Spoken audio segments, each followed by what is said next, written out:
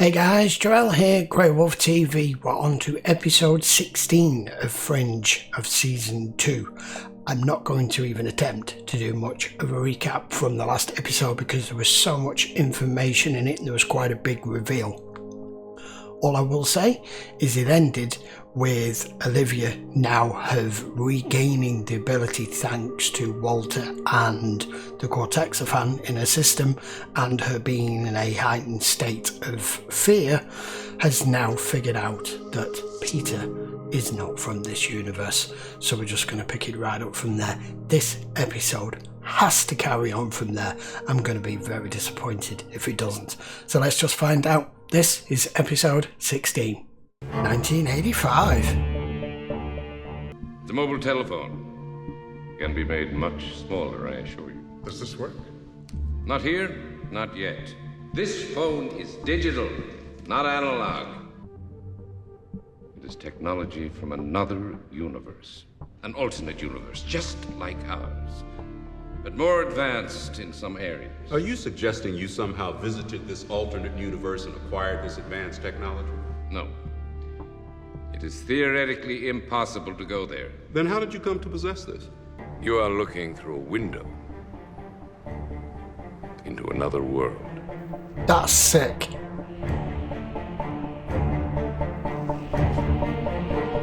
I always knew that one day I'd have to pay the price for my deception. I invented this after William and I learned that we had doubles on the other side. They were more technologically advanced. If the alternate Peter was also sick over there, then wouldn't his father be equally motivated to find a cure? I've given him a name, Carla. Alternate. I like it. Should be the reaction. What? I think you should come home now, Walter. I think it's time you came home. Okay. I want you to have it. Your lucky silver dollar. If I die. Peter, nothing's going to happen to you. I promise. Oh no.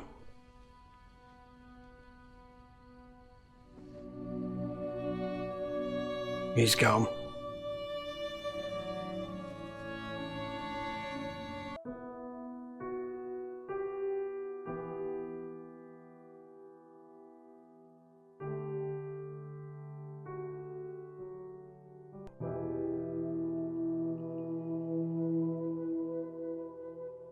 We kept him so well.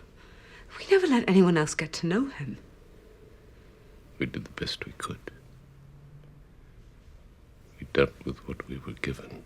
Oh, Walter, what are you doing? Don't show a mother who's just lost a child an identical one. That's what he's doing, isn't it? How's this possible?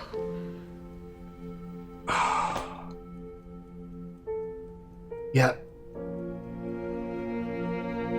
Because I want you to know that somewhere Peter will grow up, somewhere he will lead a proper life, somewhere he will be happy, but just not here. Not random at all.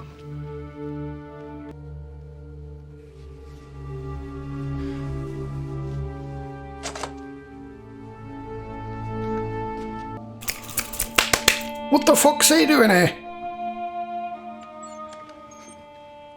How's the observer? Over there. Yes! It's gone blue. You did it! My God, you did it!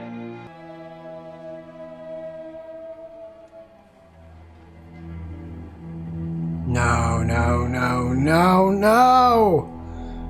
He's missed it! What were you doing in the lab? Dr. Bishop was on the verge of developing a cure for the boy. It was an important moment. You have changed the future. You have created a new set of probabilities. You will have an opportunity to fix this. He missed it. The other Walter, he missed it, you know. It was right there in front of him. And he didn't see it. He was distracted by the man. He was the man in the lab. He was distracted, and when he returned, the positive result had failed, and so he moved on. Maybe he'll realize what he missed and he'll go back. Carla, he's just like me. I wouldn't look back, and neither will he. I only need to affect the area for long enough to cross over to the other side with the vial of the cure. And then, of course, recreate the effect to cross back again. What? So you're trying to create a wormhole into another universe? Yes. I think I just said that. Walter, I'm sorry, but you can't. Yes, I think I can. No, Walter. I mean, you can't. Shattering the wall between universes would rupture the fundamental constants of nature. It's a theory. We don't know that to be true. It's a good theory. It is why we have been lying to the military, telling them it's impossible. I am become death, destroyer of worlds. Don't you quote Oppenheimer? Knowledge cannot be pursued Sound without like a morality. pious, sanctimonious You may southern go to church preacher. every Sunday, Walter, but I also have 3 degrees in theoretical physics, and I am telling you, you cannot do this. Some things are not ours to tamper with. Some things are God's. There's only room for one God in this lab, and it's not yours. Fuck! Fake. It's perfect. Walter, don't do this. Oh, I'll be there and back before you know it. That's not the point. We both know that there's more to it than that. No. I won't let him die again. Damn.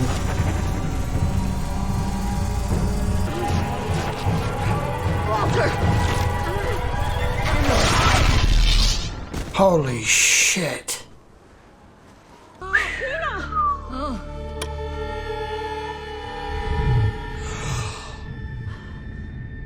Help me!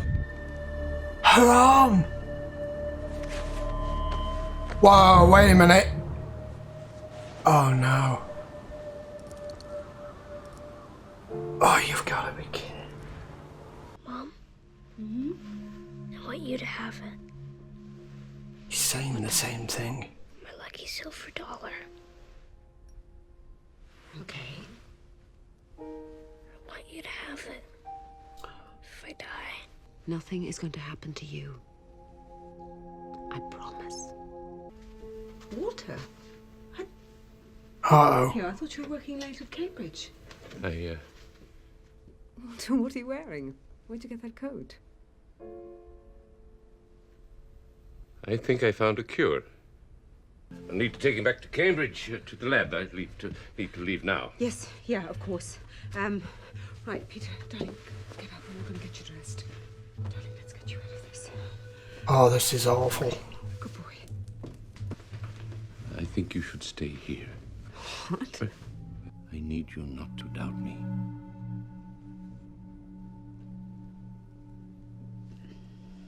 Okay. Okay. I'm cold. Me too. So if he Little father. just takes Peter from here, as far as they're concerned, Where are we going? he just vanishes in the We're night. taking the car.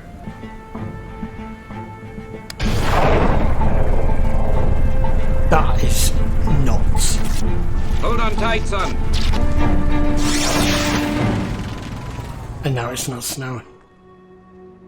We did it. Oh shit. Whoa!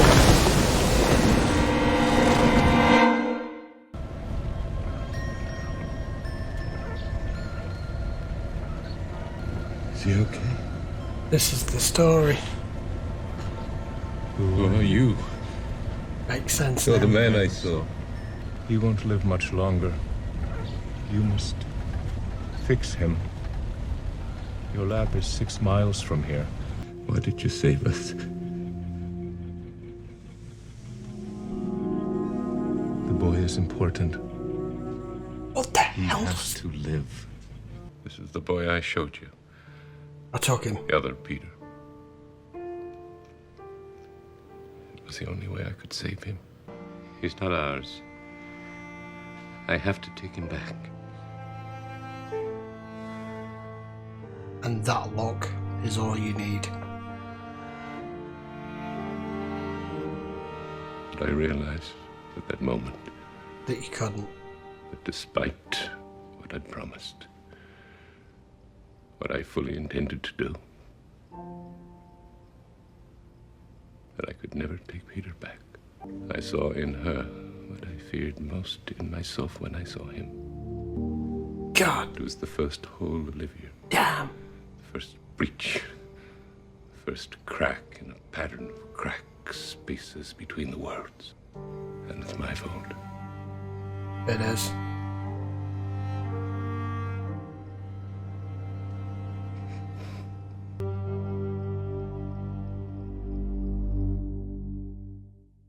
All right. I'm going to go out on a limb here and say that has got to be the best episode since the pilot. Hands down. That was perfectly executed and written, and all the little chunks of information that they've given us for the last 2.5 seasons, just here and there, just feeding it you like little breadcrumbs and just making little references. Whoever the writers were on this show have put things together like a huge jigsaw puzzle, and it's like it's all now just starting to just slot together. And every now and again they throw an episode at you where you finally get to see the picture of what the jigsaw puzzle looks like, and that's one of those episodes. That's the best analogy I can come up with. That was beautiful. It was gut-wrenching, heartbreaking, mind-blowing, and explains a hell of a lot. Right, okay. Where do we start? So, Walter is responsible for everything. So, his Peter died. We know that much. We now know why he never took the other Peter back, because that was blatantly obvious. He should never, ever, ever have shown his wife the alternate world through that window that there was another version of Peter. He could have said he was working on experimentation, that he's proved there is another universe out there, and just told her that there'll be another version of Peter somewhere who will... He could have just said that. He didn't need to show her. That was his first mistake. His second mistake was the big one and going through. The third mistake was putting the cure in a glass bottle in your pocket. That was the third mistake. The fourth mistake was bringing him back, and then the final mistake was allowing her into the lab. Because once she gave him that look, that was it. Nina, with her arm, when she tried to stop him, that is obviously how she ended up with the robotic android arm that William Bell developed. Now, when she first met Olivia, she said it's because she developed cancer and she was riddled with it, and William Bell had to amputate her arm, and that's why she ended up with that. So she lied about that.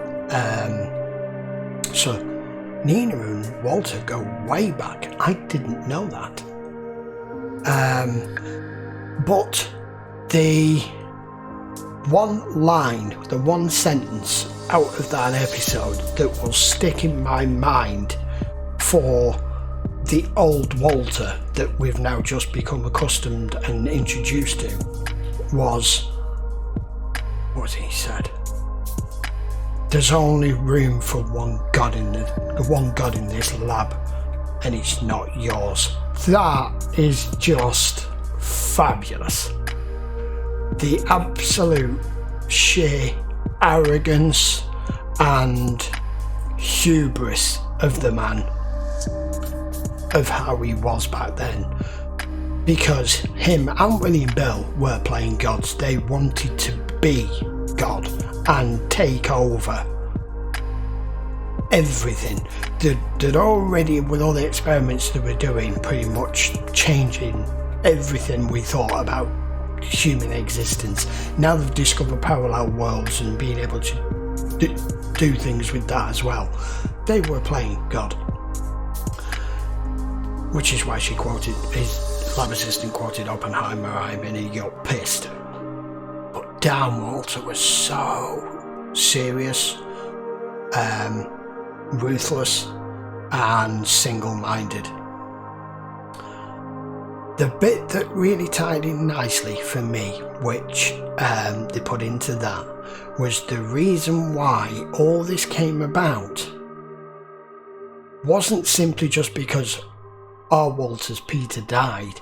It was the fact he was watching Walternate, that's a brilliant name, by the way, try to find a cure for his Peter. It's because he was distracted in his lab by the Observer, because he was wanting to witness and observe a pivotal moment on their world. So they are not restricted by any means or form as to which world they visit or time period. Now we know that as well. It's not just they seem to be able to travel through time or parallel universes. So that's added some more information that we didn't know about the Observers. Is there anything these guys can't do? Anyway, that's a separate topic. And then him reporting back to the other two of them and going, guys, I screwed up. And them saying, well, you have a chance to fix this. So they knew that our Walter was going to do what he did. And their interpretation of you have a chance to fix this is he's going to fall through the ice and you have a chance to save him, in which it will you'll have a chance to save Walter, which in turn will have you save Peter, which in turn will have Walter save Peter's life with the cure. That way this version of Peter doesn't die, and your intervention in the lab won't have changed the future that this Peter wasn't supposed to die. The one bit that's bugging me is him saying the boy is important. Why is this boy important? Why is the boy important? Come on! Now we're probably going to wonder for, I don't know, another season as to why Peter is important, because we've not gotten any hint of that yet. And he's obviously grown up to be a man and not be important or significant of any kind. I harper back onto the episode with the girl where the other Observer fell in love with her, and he went and spoke to Walter in the cafe and said, what do I do, because they find her insignificant, no different to everyone else, and every time I try and save her, they're just going to send somebody else to kill her because she was supposed to die on the plane. And Walter said, you have to make her important. And in the end, the only way he could make her important was she was important by making her responsible for the death of an Observer.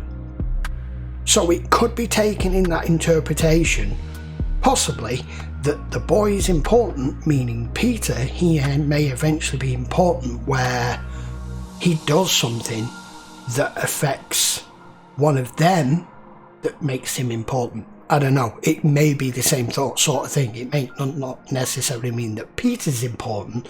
It may be something that he does that makes him important to them. Do you understand what I'm saying?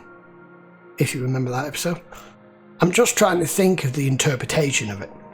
But that episode was brilliant. Absolutely brilliant. Especially at the beginning with the Motorola mobile phone, which just did not exist in the 80s. It was the big fat mobile phone that Nina was using. And him saying, I just copied the design. It's 30 years ahead. It's a digital mobile phone. We don't have anything even remotely close to this. And they've got Zeppelins. Who there? Why the hell are they still using? So they've got digital mobile phones but still using Zeppelins. Okay, that's weird. And kudos to whoever decided, not that you will probably see this in the edited version, but kudos to whoever decided to put the Fringe intro into an 80s retro version of it. I really liked that. That was fabulous.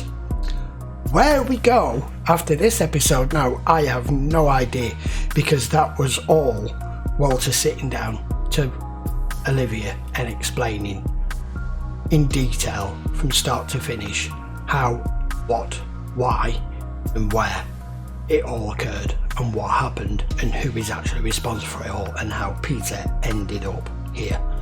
Brilliant. Right, I don't want to waffle on too long, otherwise this video is going to be half an hour long on YouTube. That was episode 16, guys, called Peter. And now we've got a lot more information from that episode as to what the hell is going on, but a load more questions at the same time, which I will go over at another point. Right, if you enjoyed this video, please get in the comments, let me know what you think of it. Let me know any other of your theories, or if you think some of my theories are right or wrong, or if there's things I've picked up on or stuff I've missed. Don't forget the thumbs up, don't forget to subscribe and turn your notifications on, and I'll be back for episode 17 in a couple of days time. Until then guys, thank you very much for watching, I do appreciate it as always, and I'll see you for the next one.